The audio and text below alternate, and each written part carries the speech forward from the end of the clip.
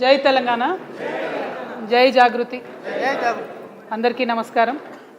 ఇవాళ రాష్ట్రంలో జరుగుతున్నటువంటి రాజకీయ అంశాల పట్ల ఎప్పటికప్పుడు ప్రజలకు మరి కొన్ని అంశాలు చెప్పవలసిన బాధ్యత తెలంగాణ జాగృతికి ఉన్నదని భావిస్తూ ఇవాళ ఈ ప్రెస్ మీడియా సమావేశాన్ని ఏర్పాటు చేయడం జరిగింది. ఈ మీడియా సమావేశానికి ఇచ్చేసినటువంటి పాత్రికేయ మిత్రులందరికీ కూడా ధన్యవాదాలు తెలియజేస్తూ మరి ప్రధానంగా భారత రాష్ట్ర సమితికి సంబంధించి ఇవాళ జరుగుతున్నటువంటి మున్సిపల్ ఎన్నికల్లో బుట్టంగారి మాధవరెడ్డి అనేటటువంటి వ్యక్తికి బీఆర్ఎస్ పార్టీ టికెట్ ఇవ్వడాన్ని తెలంగాణ జాగృతి చాలా తీవ్రంగా ఖండిస్తూ ఉన్నది. బీసీల కోసం 42% ఏదైతే సాధించాలి రిజర్వేషన్లు రాజకీయంగా విద్యాపరంగా అనేటటువంటి అంశాల మీద, ఉద్యోగాలలో అనే అంశాల మీద తెలంగాణ జాగృతి గత 2.5 సంవత్సరాలుగా మడమతిప్పని పోరాటాలు చేస్తున్న విషయం ప్రజలందరికీ తెలిసిందే. ఈ పోరాటాలు చేస్తున్నటువంటి నేపథ్యంలో మరి అసెంబ్లీలో బిల్లు పెట్టించడంలో కానీ, ఆర్డినెన్స్ విషయంలో వెనకబడి ప్రభుత్వాన్ని రైల్ రోకో చేస్తామనేటటువంటి అంశాలను కూడా తీసుకొని ముందుకు వెళ్ళడంలో తెలంగాణ జాగృతి అన్ని బీసీ సంఘాలతో కలిసి పోరాటం చేసిన విషయం ప్రజలందరికీ తెలిసిందే. మరి మేమందరం కూడా కలిసి చేసినటువంటి పోరాటాల ఫలితంగా 42% బిల్లులు పెట్టి ఆ తర్వాత ప్రభుత్వం ఒక గవర్నమెంట్ ఆర్డర్ కూడా తీసుకొని రావడం జరిగింది. ఆ జీవోను ఆపడంలో కీలకమైనటువంటి పాత్ర పోషించింది 2 పిటిషనర్లు. అందులో బుట్టంగారి మాధవరెడ్డి అనేటటువంటి వ్యక్తి ఒకరు. మరి ఆ పిటిషనర్ని ఇవాళ బీఆర్ఎస్ పార్టీ బాజాప్తా టికెట్ ఇవ్వడము మున్సిపల్ ఎన్నికలలో అంటే బీఆర్ఎస్ పార్టీ మరి ఆ కేసు వేయించిందా, లేకపోతే బీఆర్ఎస్ పార్టీ బీసీలకు వ్యతిరేకమా, లేకపోతే బీఆర్ఎస్ పార్టీ 42% బీసీలకు రిజర్వేషన్ ఇవ్వడాన్ని కంప్లీట్గా వ్యతిరేకిస్తుందా అన్న విషయం మాత్రం ఆ పార్టీ స్పష్టం చేయాల్సిందిగా తెలంగాణ జాగృతి నుండి మేము డిమాండ్ చేస్తూ ఉన్నాం. ఎప్పుడైతే ఈ కేసు పడ్డదో ఆనాడే మేము చెప్పినాం, హరీష్ రావు గారికి సంబంధించినటువంటి మనుషులు, హరీష్ రావు గారికి సంబంధించినటువంటి పర్సనల్ లాయరు ఢిల్లీ వేదికగా ఈ యొక్క పిటిషన్ వేయించడం జరిగింది. ఆ 2 పిటిషనర్లు కూడా డైరెక్ట్గా హరీష్ రావు గారితో అనేక సందర్భాల్లో మరి కలిసి కనిపించినటువంటి వ్యక్తులను కూడా మేము చెప్పడం జరిగింది. అదేవిధంగా హరీష్ రావు గారి పర్సనల్ లాయర్ ఏదైతే ఉన్నారో ఈ పిటిషన్ వేయడంలో చాలా కీలకంగా వ్యవహరించారనేటటువంటి అంశాన్ని కూడా మీ అందరి ద్వారా ప్రజలకు తెలియజేస్తూ ఉన్నాం. ఆనాడు కేవలం ఒక్క హరీష్ రావు గారే దీని వెనుక ఉన్నారని నేను అనుకున్నా. కానీ ఆనాడు మేము చేసిన ఆరోపణలు యావత్తు బీఆర్ఎస్ పార్టీ ఈ కుట్ర వెనుక ఉంది అని రుజువు చేస్తూ ఇవాళ బుట్టంగారి మాధవరెడ్డి అనే వ్యక్తికి టికెట్ ఇచ్చారని నేను భావిస్తూ ఉన్నా. మొన్న కేటీఆర్ గారు ఎవరికైనా ఓటేయాలంటే మరీ ఇటువంటి వ్యక్తిని తీసుకొచ్చి ఓటేయమంటారని నేను అనుకోలే. ఎందుకంటే ఇవాళ బీసీ బిడ్డలు తెలంగాణ సమాజంలో 56% మంది ఉన్నారు. వాళ్ళ నోటికాడి బుక్కను గుంజుకున్నటువంటి పిటిషనర్ను పట్టుకొచ్చి ఓటు వీళ్ళకి వేయండి అని బీఆర్ఎస్ పార్టీకి చెప్తే మరి ఓటు వేయాలన్నా బీఆర్ఎస్ పార్టీకి వద్దా ఆలోచించుకోవాల్సిందిగా యావత్తు తెలంగాణ బీసీ సమాజాన్ని కూడా నేను కోరుతా ఉన్నాను. ఇది ఎటువంటి రాజకీయం? మీరు కనీసం బీసీల కోసం ఒక మీటింగ్ పెట్టలే. ఎప్పుడు ఎట్లా పెట్టారు? బీఆర్ఎస్ పార్టీ నుండి డైరెక్ట్గా నాయకత్వం ఎప్పుడు మాట్లాడలే. బీసీ ప్రజాప్రతినిధుల ఫోరం పేరిట మీటింగ్ పెట్టారు. ఆ తర్వాత ఒక్కసారి తెలంగాణ భవన్లో మీటింగ్ పెట్టారు. మొదలు జనగణన అన్నప్పుడు అసలు జనగణనకు పార్టిసిపేట్ చేయొద్దని చెప్పారు, కన్ఫ్యూజ్ చేసిరు. అదంతా అయిపోయినాక రెండోసారి జనగణన చేయాలని చెప్పారు. ఎక్కడా కూడా చిత్తశుద్ధితో బీసీ మీటింగ్లు, బీసీల అంశంలో బీఆర్ఎస్ పార్టీ సపోర్ట్ చేయలే. అందరం గోల చేస్తే యావత్ సమాజం రోడ్ల మీదకి వస్తే మేము పెడతాం బీసీ మీటింగ్లు అని చెప్పారు. కానీ అవెన్నడూ కూడా మరి కార్యరూపం దాల్చలేదు. అంటే సమాజంలో సగం మంది పట్ల మీ వైఖరి ఏంటి, మీ చిత్తశుద్ధి ఏందన్నది ఇవాళ తెలుస్తుంది. కాబట్టి మరి ఆ ప్రజలను ఆలోచించవలసిందిగా నేను కోరుతా ఉన్నా. ఒక పక్క బీఆర్ఎస్ పార్టీ ఇట్లా ఉంటే ఇంకొక పక్క కాంగ్రెస్ పార్టీ నవ్విపోతురుగాక నాకేటి సిగ్గు అన్నట్టు ఇవాళ మా నిజామాబాద్ ఎన్నికలకు ఇన్ఛార్జ్గా ఎమ్మెల్యే గాంధీ గారిని పంపడం జరిగింది. మరి గాంధీ గారు ఎవరు అంటే బీఆర్ఎస్ పార్టీ కోటాలో ఆయనకు పిఎస్సి చైర్మన్ వచ్చింది. ఆయన బీఆర్ఎస్ ఎమ్మెల్యేగా పిఎస్సి చైర్మన్ వచ్చింది. ఈ బీఆర్ఎస్ ఎమ్మెల్యేకు స్పీకర్ గారు క్లీన్ చీట్ ఇచ్చిండ్రు. ఈయన పార్టీ మారలేదు, ఈయన బీఆర్ఎస్ ఎమ్మెల్యేనే అని క్లీన్ చీట్ ఇచ్చారు. మరి ఈయన బీఆర్ఎస్ ఎమ్మెల్యే అయితే నిజామాబాద్ కాంగ్రెస్ పార్టీ ఎన్నికల ఇన్ఛార్జ్గా ఎట్లా వస్తాడు? దానికి బాజాప్తా గాంధీ భవన్ నుంచే మీరు ఇవాళ లెటర్ ఇచ్చి పంపించారు. అంటే అధికారంలో ఉన్నటువంటి పక్షం ఘోరాతి ఘోరంగా ప్రజాస్వామ్యాన్ని అపహాస్యం చేస్తూ ప్రజల యొక్క తీర్పును అవహేళన చేస్తూ వాళ్ళు ఒక పద్ధతి పాటిస్తారు, ప్రతిపక్షం ఇంకొక పద్ధతి పాటిస్తుంది. ఎవరిని నమ్మాలి ప్రజలు ఈ టైంలో? ఎవరు కోటేయాలి ప్రజలు? ఇంత అవహేళన చేస్తే మాలాంటి బాధ్యత కలిగినటువంటి సంస్థలు చూస్తూ ఊరుకోవడం కరెక్ట్ కాదు. కాబట్టి ఇవాళ మేము ప్రశ్నిస్తూ ఉన్నాం. కాంగ్రెస్ పార్టీ నిన్న కూడా నేను డిమాండ్ చేసిన, ఒక పక్క సంజయ్ గారు జగిత్యాల ఎమ్మెల్యే సీఎం గారు ఆధ్వర్యంలో చేరినటువంటి వ్యక్తికి స్పీకర్ గారు క్లీన్ చీట్ ఇస్తారు. ఇవాళ గాంధీ గారికి స్పీకర్ గారు క్లీన్ చీట్ ఇచ్చారు. అయితే కాంగ్రెస్ పార్టీ అన్న ఆయనను వెనక్కి తీసేసుకోవాలి, నిజామాబాద్కి ఏదైతే ఆయన ఇన్ఛార్జిగా వేశారో వెనక్కి తీసుకోవాలి. లేదంటే స్పీకర్ గారన్నా ఇప్పటికన్నా వేటేయండి దయచేసి.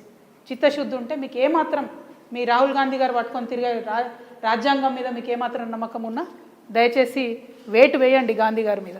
మీరు ఈ రెండు చేయకుండా ప్రజల్ని మోసం చేస్తే మాత్రం తెలంగాణ ప్రజలకు మెమరీ పవర్ చాలా ఎక్కువ ఉంటుంది, ఖచ్చితంగా గుర్తుపెట్టుకుంటారు. సమయం సందర్భం వచ్చినప్పుడు కాంగ్రెస్ పార్టీని బీఆర్ఎస్ పార్టీని రెండు కూడా కర్రుగాల్చి వాత పెడతారన్న విషయాన్ని ఈ సందర్భంగా తెలియజేస్తూ ఉన్నాం. మరి ఇవన్నీ ఒక పక్క జరుగుతుంటే ఇంకొక పక్క బడ్జెట్ సమావేశాలు వస్తున్నాయి, బడ్జెట్ కేటాయింపుల మీద చర్చ జరుగుతూ ఉంది. కాంగ్రెస్ పార్టీకి చిత్తశుద్ధి ఉంటే మీరు ఏదైతే మాట ఇచ్చారో బీసీ సబ్ ప్లాన్ పెడతాం 20,000 కోట్లు సంవత్సరానికి ఇస్తామని చెప్పారో దాని మీద ఎక్సర్సైజ్ చేయండి. ఎందుకంటే గత 2 సంవత్సరాలు కలిపి కూడా మీరు 7,000 కోట్లు కూడా పెట్టలేదు బడ్జెట్లో బీసీలకు. పైగా నెక్స్ట్ ఇయర్ పెట్టే ఒకటే ఒక బడ్జెట్ మీరు పెట్టే ఫుల్ టర్మ్ బడ్జెట్, ఆ తర్వాత ఇయర్ పెట్టేది మీకు ఎన్నికల బడ్జెట్ అవుతుంది. కాబట్టి ఒకటే ఒక బడ్జెట్ ఉంది మీరు చేసినటువంటి తప్పులను మీరు సవరించుకోవడానికి. మీరు ఏదైతే రైతులకు ఇవ్వనటువంటి రైతు భరోసాలు ఉన్నాయో, ఆర్టీసీ విలీన ప్రక్రియ ఉందో, మహిళలకు ఇస్తా అన్న 2,500 ఉందో, ఉద్యమకారులకు ఇస్తా అన్నటువంటి బడ్జెట్ ఉందో, ఇవన్నీ సవరించుకోవడానికి మీకు ఈ బడ్జెట్ ఒక్కటి మాత్రమే అవకాశం ఉంది. ఈ బడ్జెట్లో బలంగా మీరు ఇచ్చినటువంటి హామీలన్నీ నిలబెట్టుకునేటటువంటి ప్రయత్నం చేయాలని చెప్పి నేను ప్రభుత్వాన్ని డిమాండ్ చేస్తూ ఉన్నాను. అదేవిధంగా ఉద్యమకారులు మరి అన్ని గ్రామాల్లో ఉన్న ఉద్యమకారులను బీఆర్ఎస్ పార్టీ విస్మరించిందని వారు బాధపడుతూ ఉన్నారు. ఆ బాధతోని ఆక్రోషంతోని వాళ్ళు కాంగ్రెస్ పార్టీకి మొన్నటి ఎన్నికల్లో ఓటేసి గెలిపించడం జరిగింది. మరి ఆ ఉద్యమకారుల పక్షాన తెలంగాణ జాగృతి నిలబడి ఏదైతే కాంగ్రెస్ పార్టీ హామీ ఇచ్చిందో ఆ హామీలన్నీ కూడా మరి అమలయ్యే వరకు పోరాటం చేస్తామని చెప్పినాం, భూ పోరాటాలు చేస్తామని చెప్పినాం. మొన్న కరీంనగర్లో ప్రభుత్వ భూమిని మేము అక్కడికి వెళ్ళి వంటవార్పు చేసి ఈ భూమి ఎప్పటికైనా ఉద్యమకారులదే అని చెప్పి రావడం జరిగింది.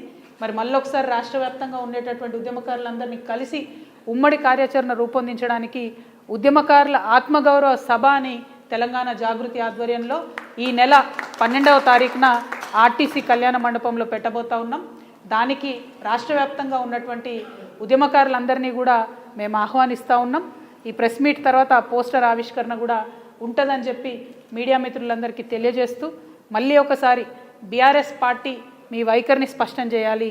మీరు బీసీలకు వచ్చేటటువంటి 42% రిజర్వేషన్కి వ్యతిరేకం కాకపోతే ఆ మాధవరెడ్డి అనేటటువంటి పిటిషనర్కి మీరు ఎట్లా సీట్ ఇచ్చారనే విషయాన్ని స్పష్టం చేయాలి. రెండవది, కాంగ్రెస్ పార్టీ మీరు గాంధీ గారిని కాంగ్రెస్ పార్టీ నుండి తొలగిస్తారా లేకపోతే స్పీకర్ గారు నిర్ణయం వెనక్కి తీసుకుంటారా కాంగ్రెస్ పార్టీ స్పష్టం చేయాలి. మరి ఈ డిమాండ్లతోని ఇవాళ ప్రజల ముందుకు మేము వచ్చినాం. ప్రజల్ని దయచేసి ఆలోచించవలసిందిగా కోరుతా ఉన్నాం.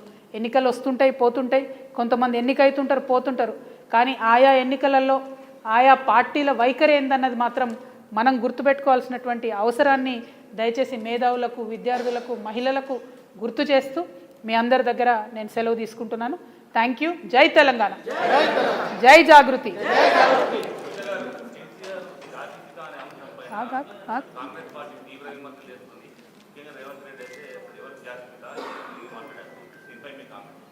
ఏమో నాకు అర్థం కాదు.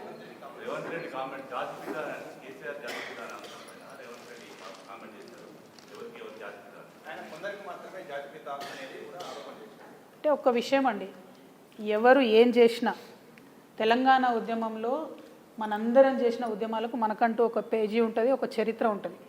కేసీఆర్ గారికి మాత్రం ఒక పుస్తకమే ఉంటుంది.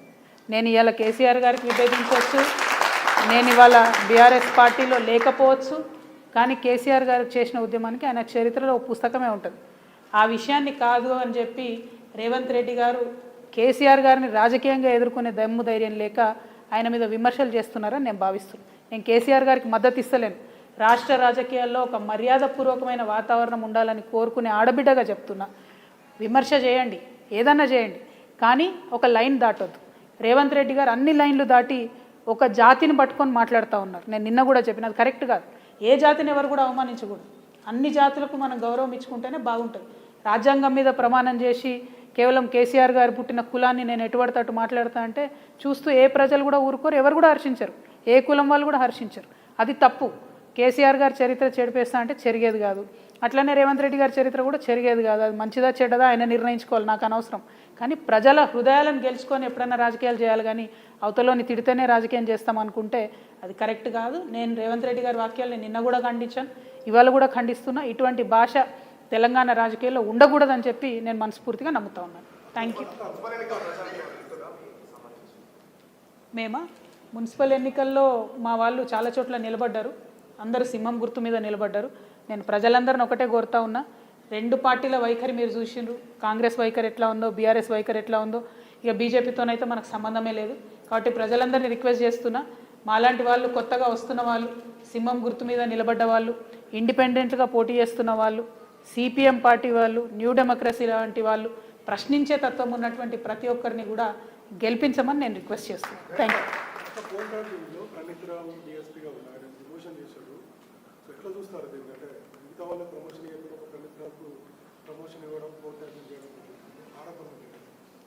అంటే ఈ big fish small fish theory గుర్తుంది కదా బ్రదర్ మీకు? స్మాల్ ఫిష్ని పట్టుకొని బిగ్ ఫిష్ని ఇడిచిపెట్టుడు అనేది ఫోన్ ట్యాపింగ్లో కూడా అదే జరుగుతుందని నాకు అనిపిస్తుంది. ఇప్పుడు ప్రణీత్ రావు అనే అతను డిఎస్పీ, తనని డిమోషన్ చేశారు. మరి ఎందుకోసం డిమోషన్ చేశారు అనేది ప్రభుత్వం అయితే ఇక్కడ చెప్పలేదు. కానీ ఈ స్మాల్ ఫిష్ని చూపించి మరి ఈ ప్రణీత్కి ఆర్డర్ ఇచ్చినటువంటి బిగ్ ఫిష్లను వాళ్ళని వదిలేస్తారా ఏంది అన్నది ప్రభుత్వమే ఫ్యూచర్లో చెప్పాలి. మరి డిమోషన్ చేసిరా అంటే ఫోన్ ట్యాపింగ్లో ఏదన్నా టెక్నికల్ డీటెయిల్స్ ఉన్నాయా అందుకని చేసిరా, వాళ్ళు చెప్తలేరు ఎందుకు చేసిరో కూడా. సో ప్రణీత్ రావు లాగానే చాలా మందికి కూడా డిఎస్పీ ప్రమోషన్లు వచ్చినాయి, ఇదివరకు కూడా కాంగ్రెస్ ప్రభుత్వంలో వచ్చినాయి, టీఆర్ఎస్ ప్రభుత్వంలో వచ్చినాయి. సో డిపార్ట్మెంట్ని ఇట్లా డిమోరలైజ్ చేయకుండా, ప్రభుత్వాలు మారినప్పుడల్లా అధికారులను వేధించకుండా, దయచేసి పొలిటీషియన్స్ మనం ఆదర్శంగా నిలబడాలి. అసలు ఎందుకు చేసిరనే విషయం ప్రభుత్వం క్రిస్టల్ క్లియర్గా చెప్పాలి. ఒకటి. రెండు, అసలు ఇది ఎప్పుడు కంక్లూడ్ అవుతుందో చెప్పాలి. చూడలేక వస్తున్నాం ఈ టీవీ సీరియల్ని మనం. Thank you.